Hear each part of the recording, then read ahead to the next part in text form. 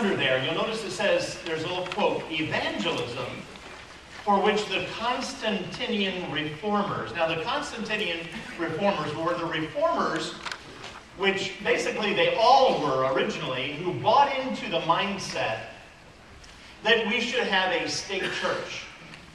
That the government and the church should be in bed together, and the church should use the sword of the government to punish anybody who does not believe the way they believe.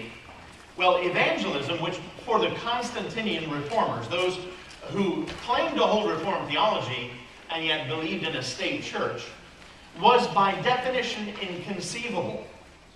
It became a real possibility. Alone of the churches of the Reformation, the Anabaptists considered evangelism as belonging to the essential being of the church.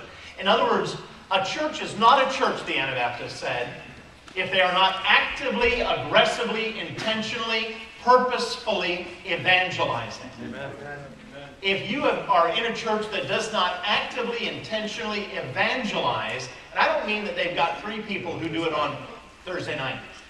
What I mean is that the leadership evangelizes, the leadership trains the small group leaders to evangelize, the small group leaders train the people in their group to evangelize. If that is not happening in your church, then it is not a true church. Amen. It is a false church, and it does not hold one of the historical, essential elements of what the Anabaptists said mark the true church, and that is an aggressive, intentional, fervent, purposeful, how many more adjectives can I use? Constant, consistent, persistent, never-ending, ongoing evangelism of the lost. Amen. All right, and